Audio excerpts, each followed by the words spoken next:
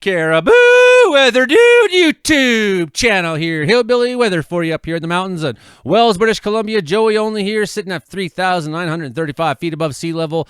It's Sunday the 24th of November. It's minus 10 right now at 5 p.m. as I'm hitting record here in Wells, and the temperature is going to drop, I think, still yet more tonight. Of course, that's what happens, but we got a nice bank of cloud over top of us right now that's kind of keeping what little heat there is in. So we're hoping for that to kind of stick around as long as it can.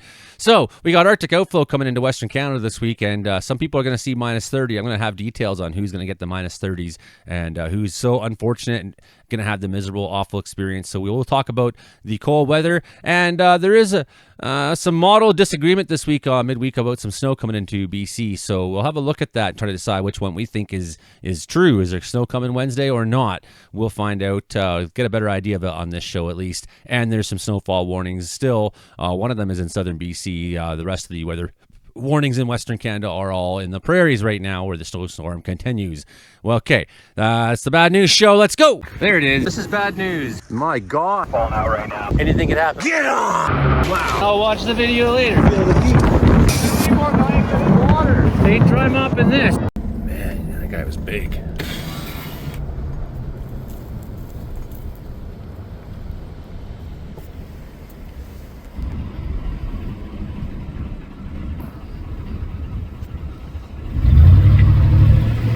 Second one on the road.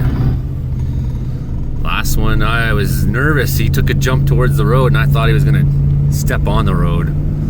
Then at the last second he said nope, and he went to the ditch. Here is our map of Canada and all the things that are going on in the world of weather right now. So down on Highway 3, there's still this risk going on, although it doesn't seem like much is happening right now. There's still a risk that persisting through Monday, we could see 15 to 25 centimeters of snow down there still. So if you have to go into Alberta somehow from BC, you might want to consider some of the other ways to travel. Probably going to be better to go on a north route, I think, than through the Highway 3, which is often shorter on maintenance as well, right? It's not as busy of a highway, at least when you have less weather happening on the Rogers Pass and you have more services working to keep that road in tip-top shape. It's a better highway to probably take. So snowfall warning continues through the evening. We'll taper off this evening, though, in Saskatchewan and over on the Manitoba side, 50 and 25 expected on Sunday. And we still have light snow continuing over the regions on Monday. So a little bit of snow still left for you in northern Ontario. This is because of the same storm system moving eastward. The freezing drizzle advisory is in effect there, so that could happen through tonight. Could see some of that on Monday morning, too. It's hard to detect that stuff on the highway, so look out. And for the rest of you in Eastern Canada, you got lots of weather people over there covering you. The Weather Network's talking about you all the time. You have all the coverage in the world, so I don't spend a lot of time talking about these places. For those of you in the East, you get a little less coverage, but luckily you have Frankie McDonald, 20 millimeters there, and okay, a little bit, 80, some strong winds up in Newfoundland. That's what's going on right now in Canada. Well, before we get to our top stories, let's have a look back at the weekend. We saw some pretty heavy snowfalls in Alberta, up to 26 centimeters in Beaver Mines. I know in Brooks, Alberta, Brandon had like 17 centimeters or more, and as you went further north, the totals went down. Also, we had some snowfall reports from third-party websites such as 30 in northeastern Calgary, 30 centimeters there. Other than that, what else we got? Quebec, some strong winds there, up to 92 there in Cap d'Espoir, and Blanc-Sablon had 89. Other than that, nothing major showing up this weekend. Some big snowfalls, though, were out there, and I'm sure we'll get some more totals from Saskatchewan tomorrow on that. We'll have some more further totals to show us how bad it was. Okay, let's get to some details here. Well, before we tell you the bad news about the temperature this week, let's look at some of the good news. Well, it's not that good of news to see these temperature anomalies in the north, no. It's been warmer in a lot of these places up there than it has been here in Wells. That's not what you want to see. Ecologically speaking, it's not good for the environment. It's not a good sign of climate change. However, we're doing see that some expectations of below normal temperatures are being seen down through the States over the next month, right? For this next forecast period that ends probably just before Christmas. We're 1 month away from Christmas Eve, and maybe a little blob of that in northern BC. Yeah, okay. Other than that, though, temperatures are looking to be, they think on the long term will rebound enough from this cold snap that the weather in December will kind of balance this out, so that we'll all in all over the next month still be seeing seasonal temperatures. So that's the good news for us, because the extreme cold is really bad news for a lot of people. And I know it gets cold in Canada. That's not brilliant to say that. You're not a rocket scientist. It gets cold in Canada, man. Yeah, good one. Thanks. We needed you to tell us that. That's why I have a channel here and you don't, talking about the weather, right? So the thing is, the extreme cold, I mean, not only can it affect people's machinery and their livelihoods, their jobs, their ability to work safely in the wilderness, out in the bush, outside, even close to home outside, can affect your ability to work safely, but for people who are not housed. So, I'm really hoping that everybody who's watching this that's involved in emergency services of all kinds, particularly in the prairies and in northern BC, is starting to have some kind of a plan, a cold weather plan for people, a cold weather plan for what to do for homeless people, get people off the streets, get people out of the minus 30 cold that you're going to see in Saskatchewan and places like that this week. Not going to be near that bad in southern BC. No, we're going to see slightly below seasonal temperatures here for those of you down in southern BC. Those of us in central BC and north, we're going to see some really cold weather this week, and we'll talk about that. But first, one more thing. I'm going to show you here two different forecast models for precipitation. This is the GFS. So we're going to watch this one and watch what we see. So we can see some of that snow showing up Monday in southern BC. So we can see that snow continuing Monday down there, mostly in the Kootenays, mostly on that Highway 3 area being affected in mountain areas. And we see that high pressure taking over on Tuesday and blasting down. And then we see this anomaly up here, and that's attached to a low pressure system that's kind of in the north up there where it's much colder. And that anomaly in this model stays up to the north, more or less affects Terrace, Ketchikan, Alaska, and then by the weekend we get a pulse of weather and that low moves down and visits us before a secondary pulse comes. So that's what the the GFS is saying. Now just take a quick look at that. Bam, see that mostly southern BC clears out, and mostly any disturbances in the northwest sector of BC.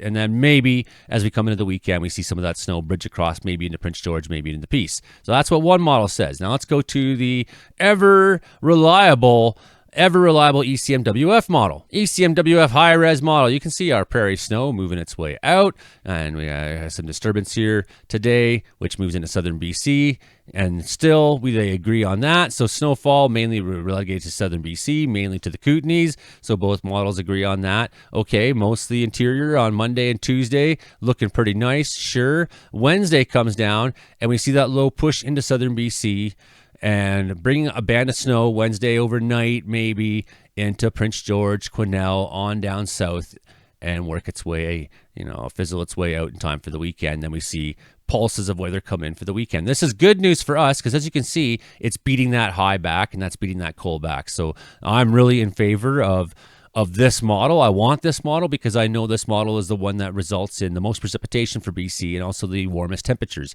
And I've been saying we want precipitation because we've had drought conditions in BC for some time.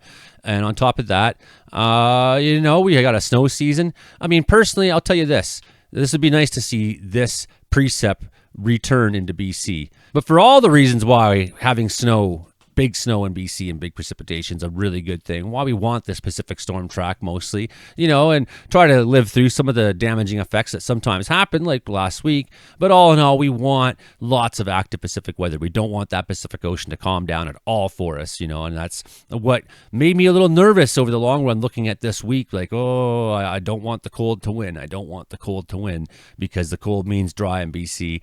And selfishly, just up the road is one of my favorite businesses in all of the Caribou, let alone maybe British Columbia. That's Troll Ski Hill Ski Resort. Great place. I love Hilder. I love the place. I love going there. I love taking my kids.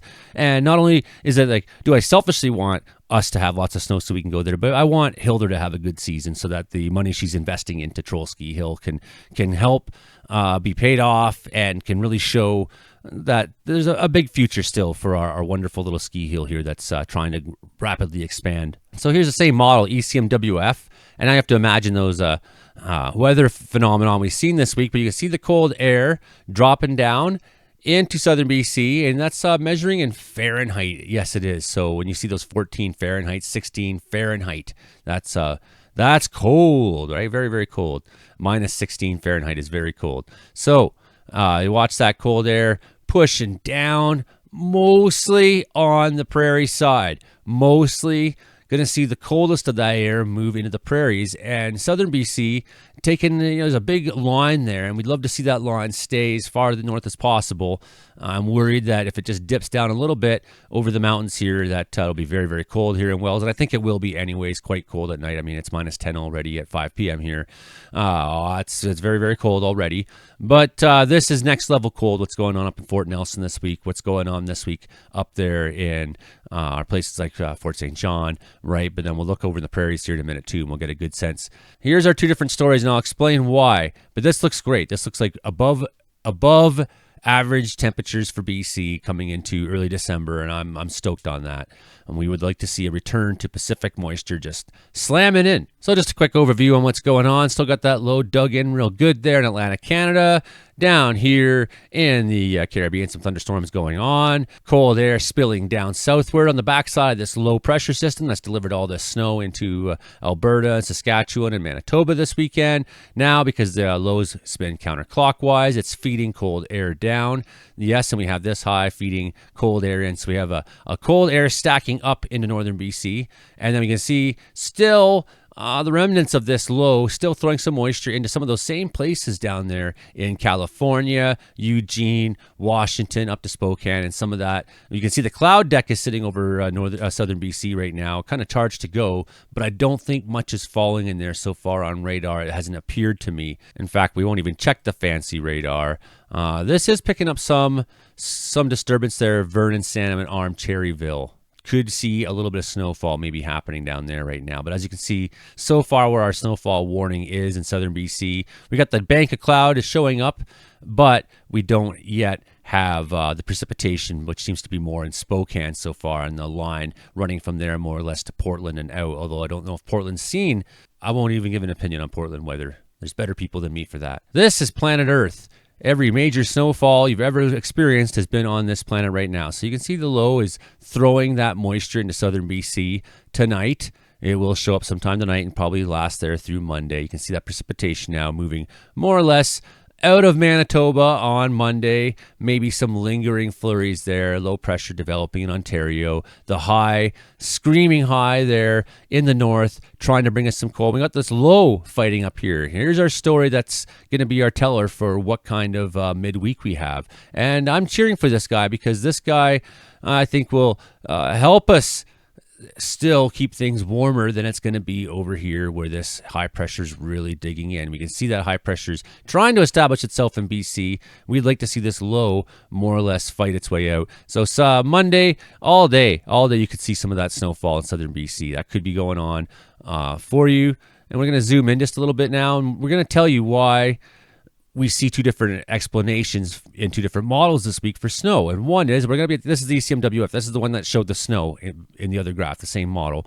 So we're going to watch this low come further down and establish itself. And we're going to spend some time watching this one because if this happens, it will bring snow midweek. And that'll be something to accompany or account for, I should say, in your plans for work or whatever you're doing. But also, it will give you an opportunity to gauge what kind of cold we're going to get, So we're really rooting. Look at that. Just a stream of moisture up into Ontario with snow on the backside. So big time snow there in northern Ontario happening overnight, Monday into Tuesday. And we're just going to fast forward now because we're just going to have a day of this H sitting here more or less on Tuesday. Tuesday's clear skies for almost everyone in all parts of BC where that's in touch with humanity. Here's that low now sliding down. So this is the difference. And I think by Monday or Tuesday, we'll have a pretty good idea of this, of course. And if this happens, we'll see snowfall coming down into southern BC, and we'll see it ride these isobars down. That's why I think this is entirely realistic, that the cold air will be a block and send this disturbance here down the isobars. I really think that's a probability. So that's why I'm going to say there's going to be snow this week in BC to account for how much. We see that southern BC is the only one really taking snow Monday. And then Tuesday and Wednesday, we start to see it showing up north on the ECMWF model. And some moving in. This seems to say more Thursday. So maybe Wednesday night, Thursday, something like that. We could see some weather statements and things like that issued this week from this. You could see some snowfall in that western section of BC. Maybe some of that will track down into the Caribou. Maybe just a dusting.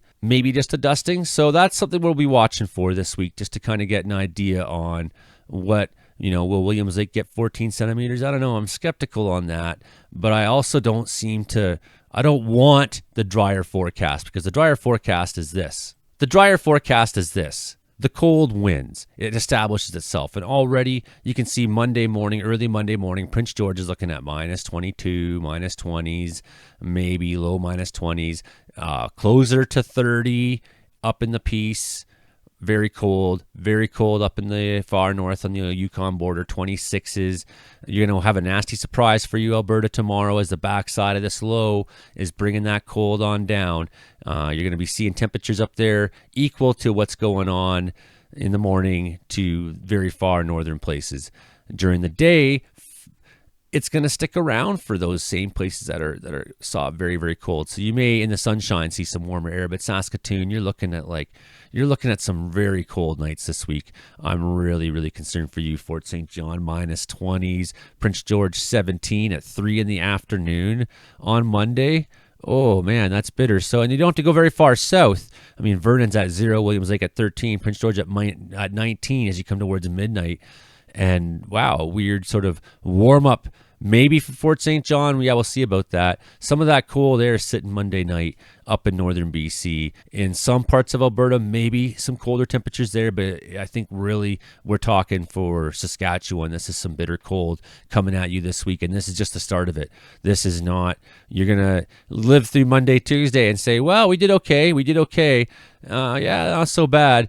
And then it's just going to get worse. And now watch how the Arctic air starts to scream on down this week. And here it goes on a big run. Oh, on a big run. Ooh, it's bad. Oh, it's bad. That is cold. So Thursday night, could be seeing now 30s. Could see 30s. It's not out of the question. Saskatoon minus 30. You could see high level 31, Fort Nelson 33, Watson 31, Fort St. John 27, Prince George 24. So every night this week, you're looking at some pretty cold nights. You might catch a break, though, if we have that weather pushing against us this week, riding down these isobars. So let's cheer on that snow. Let's hope that low can kind of force its way on down. I think next forecast video will have a really good picture of that for you. We're really cheering to keep this cold out of southern BC, but someone's going to get it. Fort McMurray minus 30 in the weekend. Oh man, I just feel bad for you. And this is a daytime now. This is daytime high in Saskatoon. It's noon. Well, yeah, it's the late afternoon in Saskatoon on Saturday, and you're seeing minus 30. Let's really hope something changes in the forecast this week for everybody who's involved in cold weather shelters, and everyone's involved in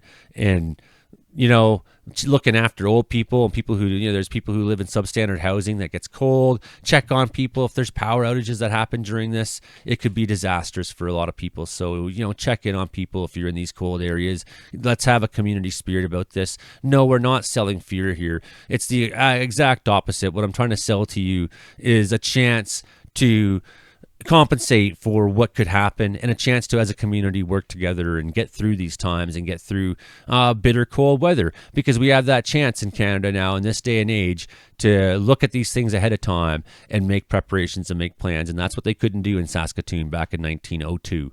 You had to just sit there and weather it in your farmhouse and potentially freeze to death and get hypothermia or get frostbite. And that's stuff that really happens to people. A lot of people freeze to death in Canada. A lot of people get frostbite. A lot of people get hypothermia. There's nothing funny about this cold. There's nothing macho about it. There's nothing, it's winter. It happens. Yeah, of course it happens. That doesn't mean we have to like it. Try to have a community spirit about it is all I'm saying, right? Try to have some thought and compassion for the others around you. And if you're a boss and it's minus 30, please don't get your employees to go out and if they say it's too cold for me, say okay. Or can, work 20 minutes, come back in, take a warm-up, short work session. Just do what you can, whatever, right? Do the bare minimum if you have to, if it's an outside job and you just got to kind of keep things sort of rolling. I get it. Just take time in your truck. Stay warm this week, everybody, if you're out in some of that cold. And in southern BC, you're getting lucky. You're getting lucky, and we're hoping for some more of that precip. So anyways, careful driving on Highway 3 tomorrow morning. Tomorrow, if you have plans to travel through southern BC, Highway 3 is not the way to go over the mountain passes. Okay, everybody, that's the Bad News Show. Hit like, share, subscribe. If you're in the Christmas mood, maybe become a super donor here, or make a donation, or become a channel member, or join the Patreon, and just kick something down here for the guy who's doing everything I can to make sure that things are as easy for you as possible out there when you're making your plans this week in the wild world of cold weather. Okay, that's the show for tonight. We'll come back at you maybe later tomorrow. Okay, bye everybody. Have a good night.